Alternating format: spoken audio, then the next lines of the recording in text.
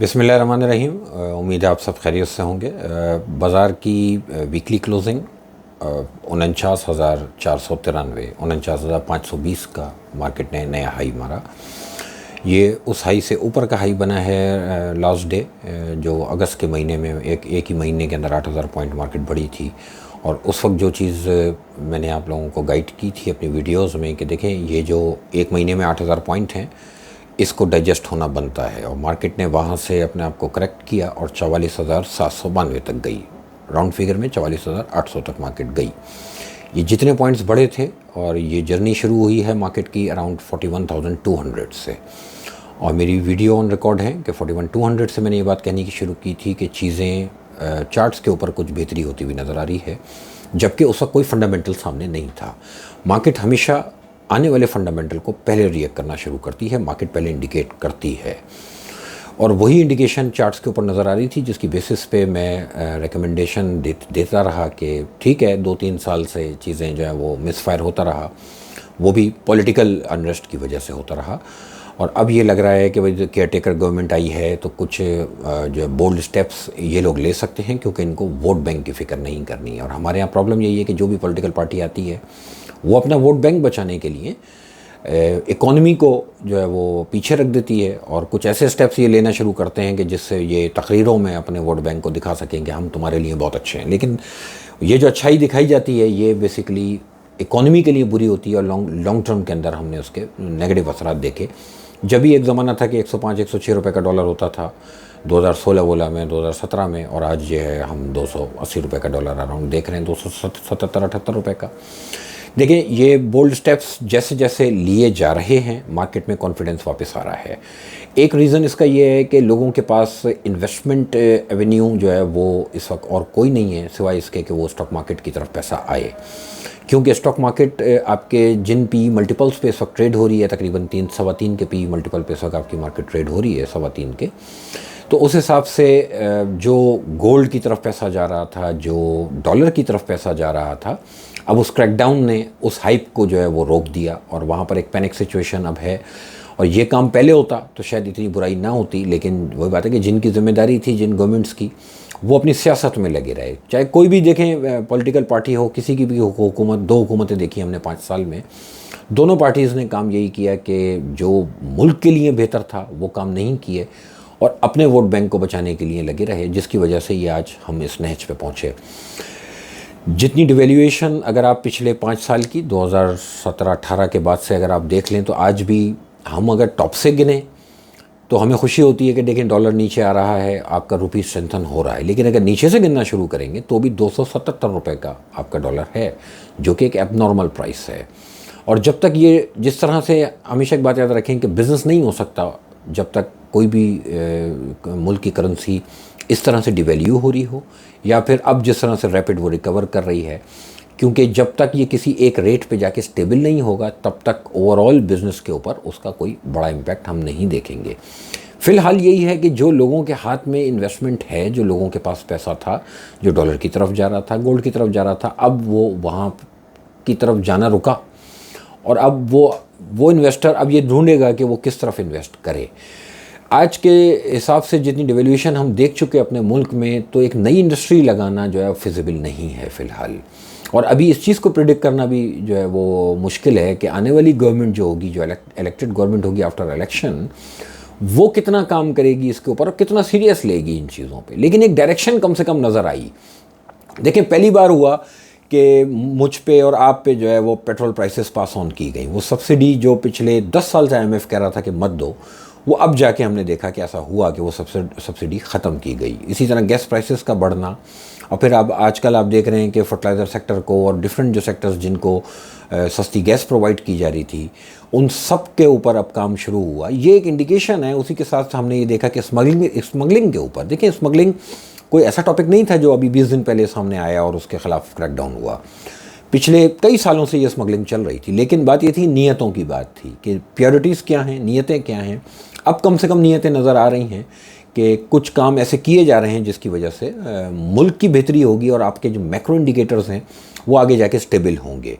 जब मुझ पे पास ऑन कर दिया गया गैस प्राइसेस को, बिजली की प्राइसेस को, और पेट्रोल के प्राइसेस को, तो वो पहला स्टेप था। उसके बाद हमने देखा कि अब ट्रैक डाउन शुरू हुआ, और अब तीसरा स्टेप हम ये देख रहे हैं कि जितनी भी ये फर्टिलाइज़र और ये जो इंडस्ट्रीज़ को जो सस्ती गैस प्रोवाइड की जा रही थी, उसके ऊपर अब काम शुरू हो गया। इट मीन्स कि जो पाकिस्तान का इस वक्त सबसे बड़ा इस वक्त इशू है वो है सर्कुलर डेट।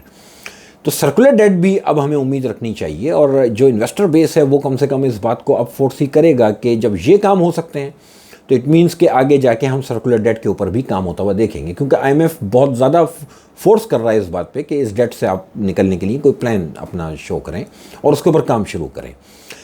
दिख रहा है कि बिजली की चोरी वगैरह के ऊपर भी, जो कि एक बहुत बड़ा जो है वो एक नुकसान है इस मुल्क का।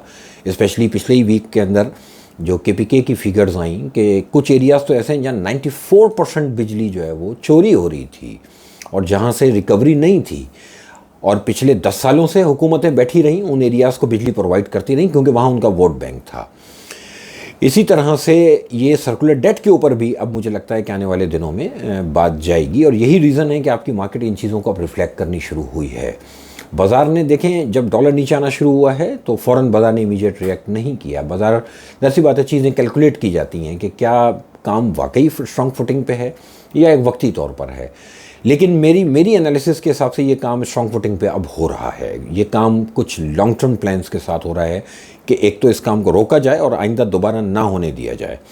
ये वो चीज़ थी जो इस मुल्क की इस वक्त नीड है। आज उसी हिसाब से उन्हीं चीज़ों को अगर टारगेट किया जा रहा है तो ये वो मेरे हिसाब से मार्केट के ऊपर इसकी रिफ्लेक्शन अभी थोड़ी आई है। मार्केट के ऊपर इसकी एक बहुत बड़ी रिफ्लेक्शन हम देख सकते हैं। कब देख सकते हैं? कि जब हम सर्कुलर डेट से रिलेटेड इश्यूज़ के ऊपर काम होता हुआ देखें आज आपकी जितनी भी state owned companies circular debt में फंसी हुई हैं, चाहे वो पावर सेक्टर हो चाहे वो गैस सेक्टर हो, आज इनकी वैल्यूएशंस बेसिकली आज वाली वैल्यूएशंस पे हैं क्योंकि ये डेट्स के अंदर बहुत ज़्यादा जो है वो धंस चुकी हैं। अगर इनके ऊपर काम होगा तो ये आपकी स्टेट ओन्ड एंटिटीज़ जितनी लिस्टेड हैं इनका इंडेक्स के ऊपर बहुत बड़ा वेटेज है, और इनके ऊपर अगर रिफ्लेक्शन आनी शुरू होगी तो डेफिनेटली इंडेक्स यहाँ से एक अच्छी और बड़ी अपसाइड क्रिएट कर सकता है। अब इसमें लोग ये कहते हैं कि देखें हमारी वैल्यूएशन नहीं बढ़ रही। देखें, इस बात को थोड़ा ठंडे दिमाग से समझें कि पिछले PTI के दौर में ना हमने जबकि कॉर्पोरेट ग्रोथ 60% भी देखी, लेकिन आपका जो कॉर्पोरेट सेक्टर था वो स्टॉक मार्केट की तरफ इन्वेस्टमेंट के लिए नहीं आया। आपके यहाँ इंडिविजुअल ने काम किया, इंडिविजुअल मार्केट को चलाते रहे, और इंडिविजुअल जब काम कर रहा होता है तो वो majority second year third year के अंदर काम करता है। अब इस वक्त क्या हुआ कि इतने बुरे हालात देख के इंडिविजुअल, जैसी बात है, वो पेसिमिस्टिक हो गया, वो नेगेटिव अब हुआ कि उसने जब सियासी तौर पे इतने ज़्यादा ख़राबी देखी और चीज़ मुल्क को इतने ज़्यादा जो है वो पॉलिटिकल जो अनरेस्ट की तरफ जाता हुआ देखा। अब पिछले 5 साल में जो चीज़ नहीं देखने को मिल रही थी वो पिछले 2 महीने 3 महीने के अंदर कम से कम आपकी मार्केट के अंदर देखने को मिली है कि आपके मार्केट में नेट फॉरेनर भी बायर है और कॉर्पोरेट्स भी जो है आपकी मार्केट की तरफ दोबारा से चाहे थोड़ा सही लेकिन आना शुरू हुए। और उसकी पहचान ये है कि आपके ब्लू चिप्स के अंदर वॉल्यूम्स आने शुरू हुए। पिछले अगर 1 महीने का डाटा उठा के आप देखें तो आपके OGDC है और इसी तरह सुई नॉर्थ है या और बहुत से आइटम ऐसे हैं जो कि ब्लू चिप्स कैटेगरी में आते हैं, उनके अंदर हमने एक अच्छे जो है वो वॉल्यूम्स जनरेट होते हुए देखे।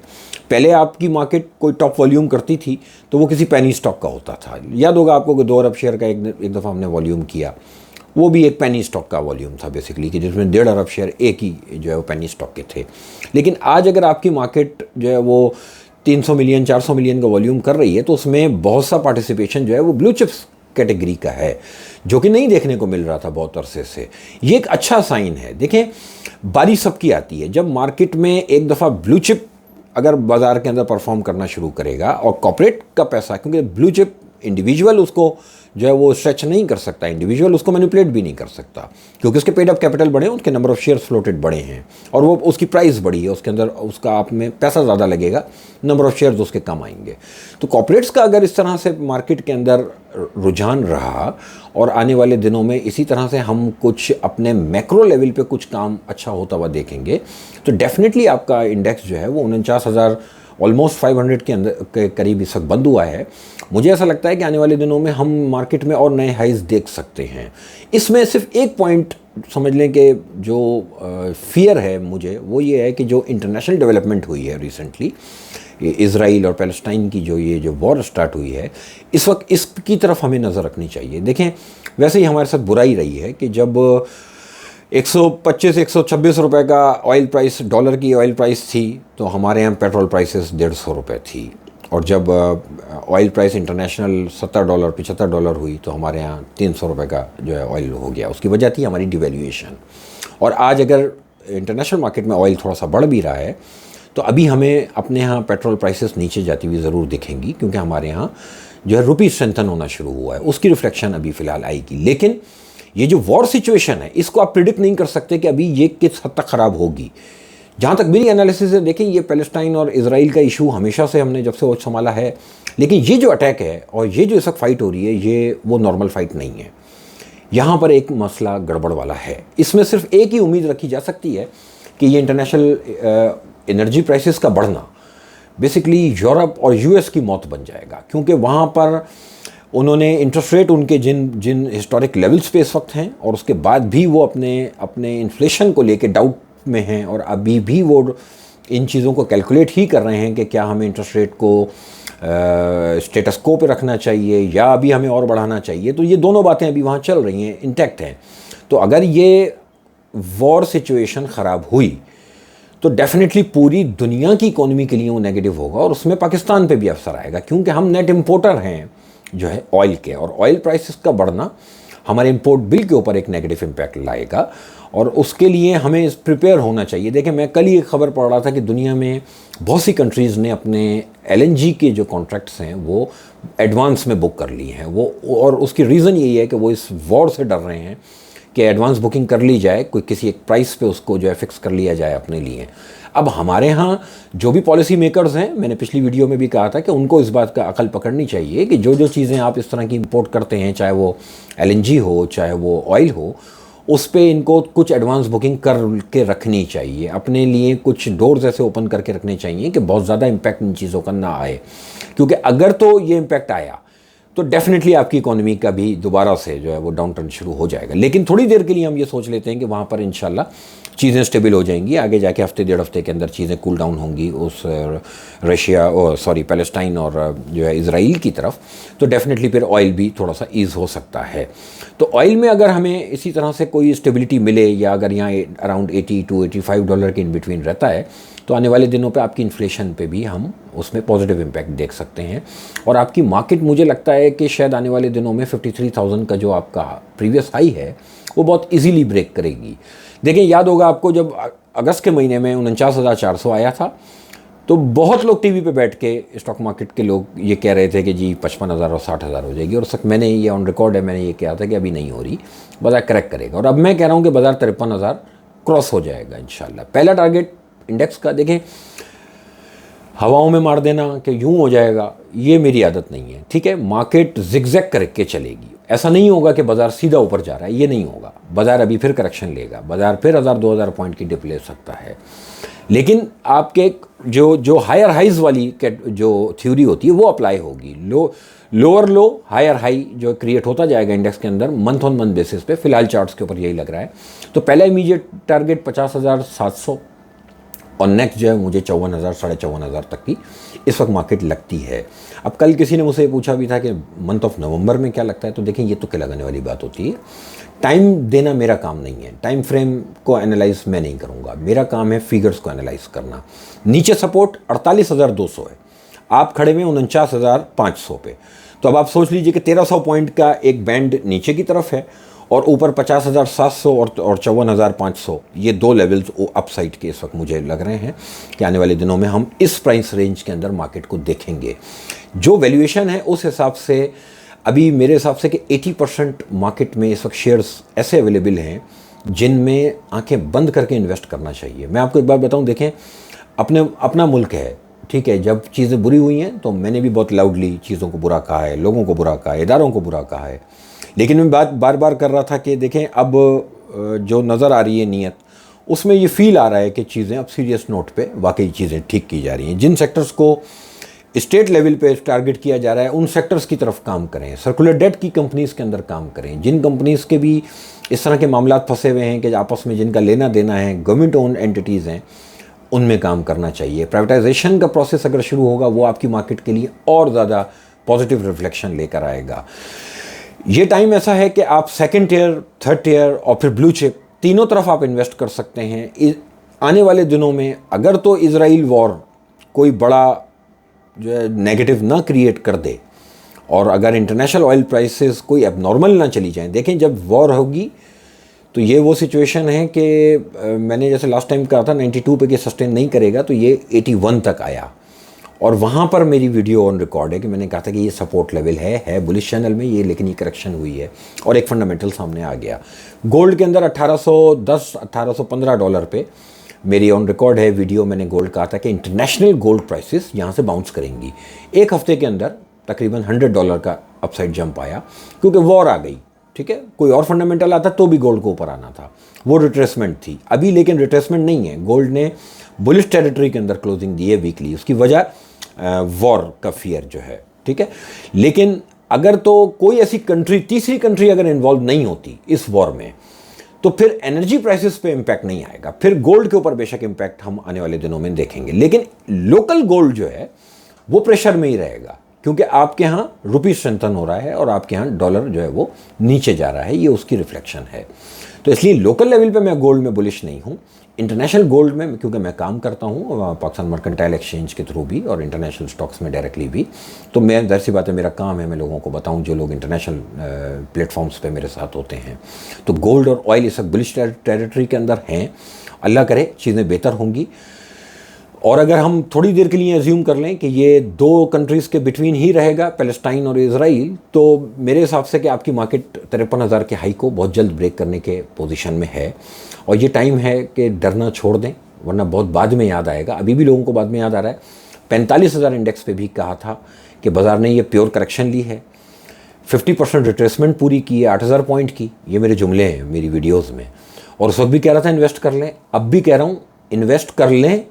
पाकिस्तान में स्टॉक मार्केट के अलावा इस वक्त कहीं पे भी इन्वेस्टमेंट नहीं बनती। इस वक्त वाहिद इस वक्त जगह स्टॉक मार्केट है कि यहाँ इन्वेस्ट करें, और इंशाल्लाह आने वाले दिनों में जो आपकी इन्फ्लेशन अगर आज 30% है तो इन्फ्लेशन को भी नीचे आता हुआ देखेंगे। इन्फ्लेशन अगर नीचे आएगी तो इंटरेस्ट रेट को भी नीचे आता हुआ देखेंगे, लेकिन ये थोड़ा सा लॉन्ग टर्म की बात कर रहा हूँ। और वहाँ से इन्फ्लेशन नीचे आता हुआ देखेंगे, और यहाँ से आपकी स्टॉक मार्केट आपको इतने गेन देगी कि ईयर ऑन ईयर बेसिस पे ना इन्फ्लेशन का हेज बनेगा। इस वक्त आपको कोई भी इन्वेस्टमेंट करने से पहले ये सोच लेना चाहिए, जो लोग फिक्स डिपॉजिट पे पैसे रख रहे हैं वो भी ये सोचें क्या फिक्स डिपॉजिट में कितना रिटर्न साल का ले रहे हैं, क्या 30% से ज़्यादा है, और अगर नहीं है तो वहाँ आप लॉस का सौदा कर रहे हैं। ठीक है, तो इसलिए बेहतर यह है कि पैसे को इन्वेस्ट किया जाए एक ऐसे बिजनेस में जहाँ पर उम्मीद हो कि आप इन्फ्लेशन का हेज निकाल सकते हैं, और वो है स्टॉक मार्केट। 50,700 और 54,500 ये दो मेरे इस वक्त इमीडिएट अपसाइड के लेवल्स हैं। नीचे 48,200 और 47,700 तकरीबन 2-2.25 पॉइंट का एक डाउन साइड भी हमें एक्सपेक्ट करना चाहिए। वो प्रॉपर करेक्शन होगी, वो अपॉर्चुनिटी होगी बाय के लिए, लेके काम करना चाहिए। और इसी तरह से अभी ऑयल प्राइसेस और गोल्ड प्राइसेस में जो लोग जो इंगेज रहते हैं और इंटरनेशनल मार्केट्स में काम करते हैं, मुझे मेरी एडवाइस इस वक्त ये है कि देखें वॉर सिचुएशन में काम नहीं करें। इस वक्त जो है वो इस झगड़े के अंदर, इंटरनेशनल झगड़े के अंदर आप इन्वॉल्व होने की ज़रूरत नहीं है। कुछ दिन ज़रा इंटरनेशनल मार्केट्स में ब्रीदर लें, स्पेशली कमोडिटीज़ में। स्टॉक मार्केट्स के अंदर तो फिर भी इंटरनेशनल कुछ किया जा सकता है शॉर्ट टर्म के अंदर, लेकिन कमोडिटीज़ के अंदर मेरी एडवाइस ये है कि ये बुलिश हैं और भी ऊपर जा सकते हैं, लेकिन प्रिडिक्ट नहीं किया जा सकता। आपके स्टॉप लॉसेस हिट हो जाएंगे, और स्टॉप लॉस नहीं लगाएंगे तो इतने एबनॉर्मल लॉसेज हो जाएंगे कि अकाउंट बस्ट हो जाएंगे। तो प्लेइंग फील्ड में रहने के लिए इस वक्त बेहतर ये है कि वेट एंड वॉच की पोजीशन पे रहें इंटरनेशनल लेवल पे। PSX की तरफ पैसा इंशाल्लाह आने वाले दिनों में आप लोग और देखेंगे। मुझे ऐसा लगता है कि देखें उस रीजन के अंदर दोबारा से वॉर फ्लेम अप हुई। पहले दाइश और सीरिया वाला मामला चलता रहा, उस वक्त भी आपकी मार्केट के अंदर जो है वो उम्मीद थी कि पैसा आ सकता है, लेकिन हमारे यहाँ पॉलिटिकल टर्मोइल रहा। आज आपके यहाँ पॉलिटिकल थोड़ी सी स्टेबिलिटी भी दिख रही है। अल्लाह करे कि इलेक्शन की डेट भी अनाउंस हो जाए और स्टेबिलिटी हम देखेंगे।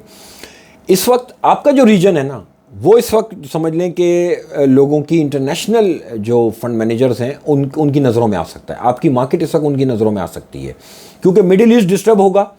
वहाँ पे अगर वॉर सिचुएशन रही तो इंटरनेशनल पैसा जो है वो ऐसी मार्केट्स की तरफ चला जाएगा कि जिन रीजन्स के अंदर अभी वॉर नहीं है और जो मार्केट्स जो है वो चीपर वैल्यू पे मिल रही हैं। तो आपकी स्टॉक मार्केट इस वक्त जो है वो इस पोजीशन में है कि वो इंटरनेशनल पैसा अट्रैक्ट कर सकती है।